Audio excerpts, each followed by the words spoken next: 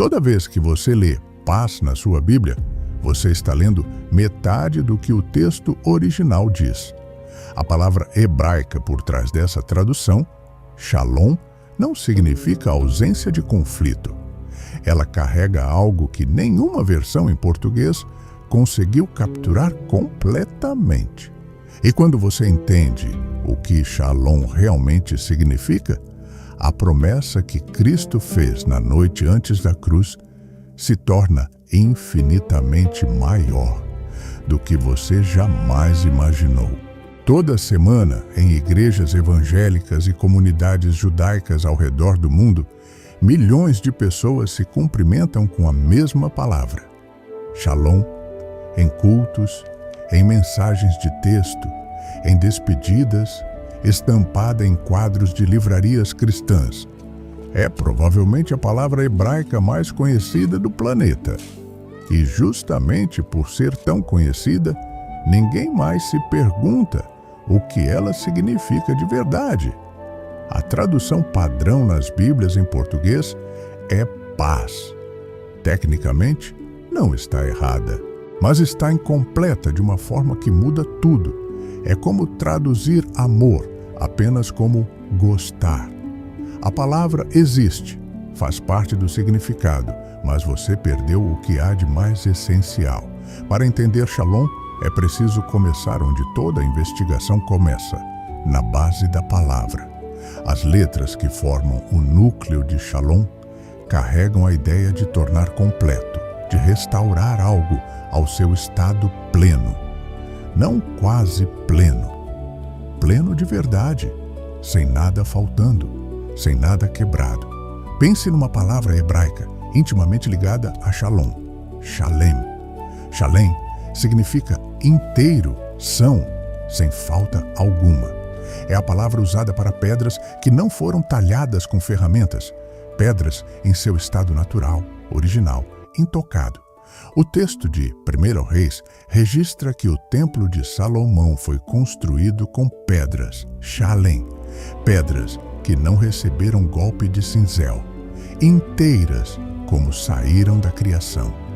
Esse detalhe não é arquitetônico, é teológico. O lugar onde Deus habita deve ser construído com o que é inteiro. E é exatamente isso que Shalom aponta. Não a ausência de ruído, a presença de inteireza. Há um teste simples para sentir a diferença. Imagine um vaso que foi quebrado. Você junta os pedaços com cola.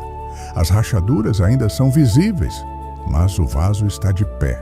O conflito cessou. As peças pararam de se mover. Isso é o que muitos chamam de paz. Shalom diz algo diferente.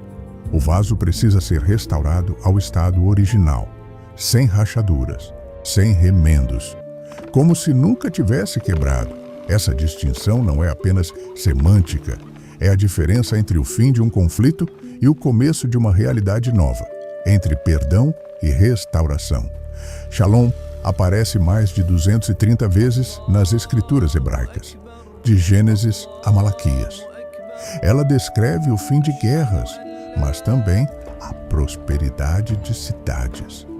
Descreve saúde física, mas também relações restauradas entre pessoas, entre nações, entre o homem e Deus.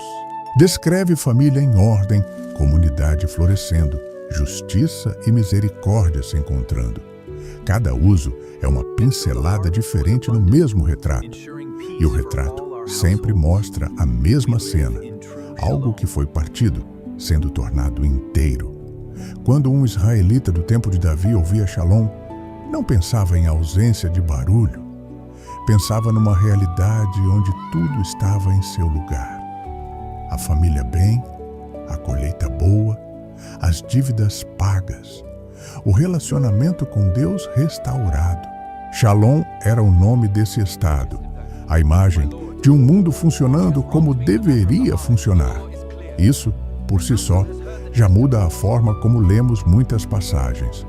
Mas a investigação está apenas começando, porque o lugar onde Shalom aparece de forma mais explosiva não é nos cumprimentos ou nas bênçãos cotidianas. É num capítulo de Isaías que mudou a história do mundo. Antes de avançarmos, vale parar num detalhe que muita gente passa por cima. Em Números, Deus mesmo ditou uma bênção a Moisés, a bênção que os sacerdotes deveriam pronunciar sobre o povo de Israel. Uma das mais antigas registradas na Bíblia inteira. E essa bênção, palavra por palavra, como Deus ordenou, termina com Shalom. O Senhor levante o seu rosto sobre você e lhe dê. E a última palavra, Shalom, inteireza, completude. Não foi por acaso. A presença de Deus sobre o seu povo não produz apenas tranquilidade, produz inteireza. Tudo que deveria estar ali está. Tudo que estava quebrado foi restaurado. A bênção mais antiga da Bíblia termina com a promessa mais completa que o hebraico conhece. Agora vamos mais fundo.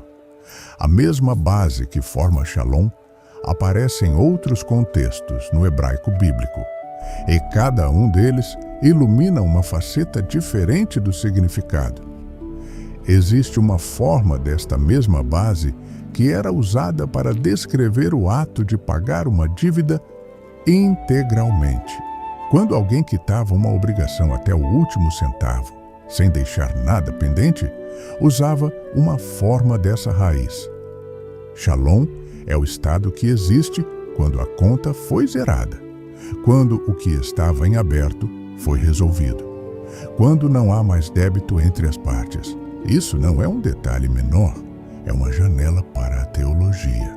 Se Shalom é o estado em que toda dívida foi paga, então a grande pergunta que a Bíblia está sempre respondendo é: quem paga essa dívida? E como? Antes de chegar a Isaías, há outro lugar onde esta mesma base está escondida, no nome de um rei que você conhece, Salomão. Em hebraico, o nome dele é Shlomo. Não é coincidência que Deus tenha escolhido Salomão e não Davi para construir o templo.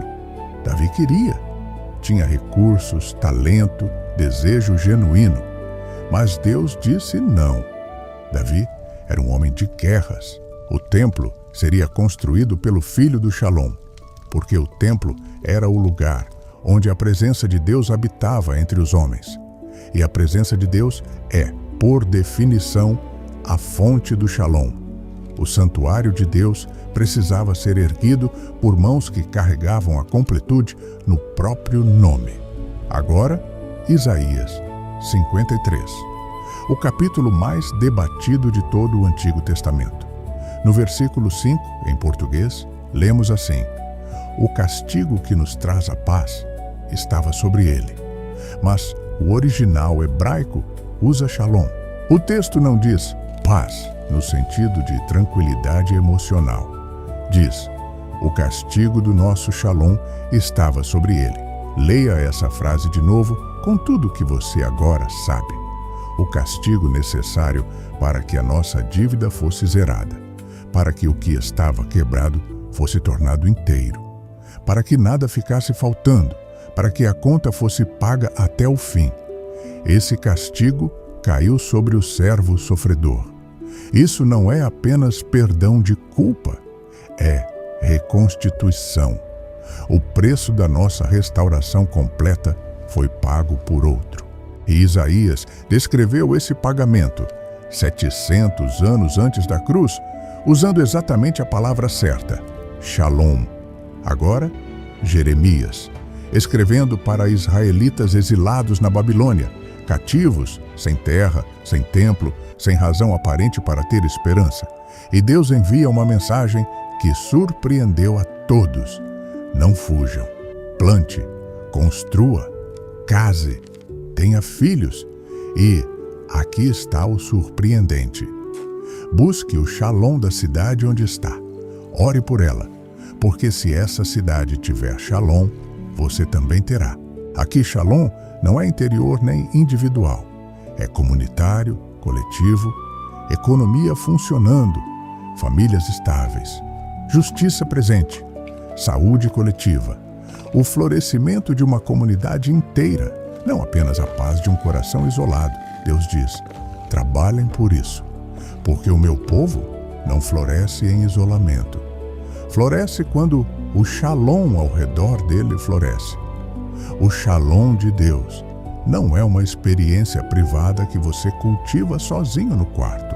É uma realidade que se constrói em comunidade, que abraça tudo: pessoas, relações, lugares. E aqui, as Escrituras se conectam de uma forma que os leitores de tradução raramente percebem. No Salmo 122, Davi pede que o povo ore pelo Shalom de Jerusalém. Em hebraico, esse pedido tem uma camada a mais que o português apaga completamente. O próprio nome Jerusalém, Yerushalayim, carrega a palavra Shalom dentro de si. Yerushalayim, a fundação do Shalom, o lugar onde a inteireza de Deus deveria habitar entre os homens. Quando Davi pede que você ore pelo Shalom de Yerushalayim, ele está pedindo que você ore pela completude da cidade, que carrega a completude no próprio nome. E o Novo Testamento retoma esse fio. A Jerusalém celestial, a cidade que virá, é onde o Shalom eterno de Deus vai habitar com os seus para sempre. O nome era uma promessa, e a promessa ainda está sendo cumprida. Agora chegamos ao centro de tudo. João 14. A última noite antes da cruz. Jesus está com os discípulos na sala do andar de cima. Eles estão com medo. Ele vai partir. Não entendem para onde, nem por quê. E então, no meio daquele silêncio carregado de medo, ele diz: deixo-vos a minha paz vos dou. O texto grego usa a palavra eirene. Para um judeu do primeiro século, eirene não era um conceito filosófico de ausência de guerra. Era o equivalente exato de Shalom, carregada com toda a teologia da aliança, com o peso de Isaías 53, com a memória da bênção de Arão. Os discípulos ouviram essa palavra sabendo o que ela significava. Jesus não estava oferecendo conforto emocional para uma noite difícil. Estava usando a linguagem da aliança para fazer uma promessa definitiva. Eu vou deixar para vocês a minha inteireza, a minha completude, o estado em que nada falta.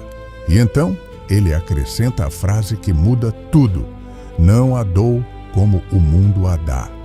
O mundo oferece uma imitação de Shalom, ausência de conflito enquanto as condições permitem, tranquilidade enquanto tudo está sob controle. Quando vem a doença, quando vem a perda, quando vem a perseguição, a paz do mundo evapora, porque ela depende das circunstâncias externas. O Shalom de Cristo não depende das circunstâncias, porque ele não é a ausência de problemas, é a presença de inteireza em meio a qualquer realidade.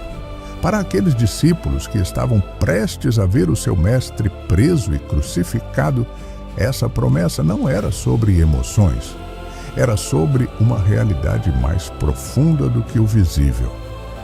Deus tornando inteiro o que o pecado quebrou, mesmo quando tudo em volta parecia desmoronar. E Paulo retoma esse fio décadas depois, preso numa cela romana, escrevendo para a comunidade de Filipos que enfrentava pressão e incerteza por todos os lados. Ele registra algo que, com o que aprendemos hoje, ganha um peso completamente novo. A paz de Deus, que excede todo entendimento, guardará os vossos corações e os vossos pensamentos em Cristo Jesus. A palavra que Paulo usa para guardará é um termo militar em grego. Descreve uma guarnição, soldados posicionados ao redor de uma cidade para protegê-la de invasão. Paulo não está descrevendo um sentimento, está descrevendo uma ação. O Shalom de Deus não é passivo, Ele age, ele protege, ele mantém inteiro o que foi tornado inteiro. O Shalom de Deus não é algo que você sente quando as circunstâncias colaboram. É uma realidade que Deus posiciona ao redor do que é seu, independente do que vem de fora. Por que essa descoberta importa para quem lê a Bíblia hoje? Porque quando você traduz Shalom apenas como paz, você involuntariamente encolhe a promessa de Deus. Você começa a medir o Shalom divino pela ausência de turbulência na sua vida. E quando os problemas chegam, e eles chegam para todos, você conclui que Deus não está cumprindo o que prometeu. Mas Shalom nunca foi prometido como vida sem dificuldades. Os profetas que mais proclamaram Shalom viviam em meio a guerras e exílios. O que eles proclamavam não era que os problemas iam acabar, era que Deus é capaz de tornar inteiro o que o mundo quebra. Isso é uma promessa incomparavelmente maior, e ela já foi paga, de acordo com Isaías, integralmente. O castigo do nosso Shalom estava sobre ele. A conta foi zerada, a restauração foi comprada. Então, o que investigamos hoje? Primeiro, Shalom não é ausência de conflito. É a presença ativa de inteireza, nada faltando, nada quebrado, tudo restaurado ao que deveria ser. É o estado que existe quando uma dívida foi paga completamente e nada ficou pendente. Segundo, Isaías 53 usa Shalom para descrever o que a cruz conquistou. O castigo que produziu o nosso Shalom, a nossa inteireza, estava sobre o servo sofredor. A redenção não é apenas perdão, é restauração. Terceiro, quando Jesus diz, deixo-vos a paz na última noite, ele está usando a linguagem da aliança. Está prometendo Shalom, não como o mundo entende, mas como Deus prometeu desde Arão, desde os Salmos, desde Isaías. Se esse exame das Escrituras abriu seus olhos para algo que estava escondido em plena vista, se inscreva no canal. Toda semana investigamos uma nova palavra, uma nova passagem, e mostramos o que a tradução não conseguiu mostrar. Na próxima investigação, vamos examinar uma palavra grega que Jesus usou quando chamou as pessoas ao arrependimento. E o que essa palavra significa no original muda completamente o que é se arrepender de verdade. Não é o que você pensa? Pergunta para os comentários. Depois de entender o que Shalom realmente significa, como você lê diferente a promessa de Cristo em João 14? Deixe nos comentários. Uma última camada antes de encerrar. No mundo antigo do Oriente Próximo, Shalom era a linguagem oficial dos tratados entre nações. Quando dois reinos encerravam uma guerra e firmavam um acordo, quando as obrigações mútuas eram definidas e os termos selados, aquele novo estado era chamado de Shalom. Não apenas o fim das hostilidades, o início de uma nova realidade. Somos aliados, temos obrigações mútuas, a fidelidade de ambos os lados. E isso ilumina algo profundo na teologia bíblica. Quando Deus oferece Shalom ao seu povo, ele não está declarando um cessar-fogo temporário. Está estabelecendo um tratado, uma relação com termos, com fidelidade, com compromisso de longo prazo. Um Deus que se vincula à inteireza do seu povo, não porque eles merecem, mas porque ele escolheu. Cada vez que você ler Shalom nas Escrituras, em bênçãos, em profecias, na promessa de Cristo na última noite, lembre-se, você não está lendo sobre um sentimento. Está lendo a linguagem dos tratados do Rei dos Reis. A declaração de um Deus que se comprometeu em aliança eterna a tornar inteiro o que o pecado partiu. E esse compromisso De acordo com Isaías, 700 anos antes da cruz, já foi cumprido. O castigo que trouxe o nosso Shalom estava sobre ele.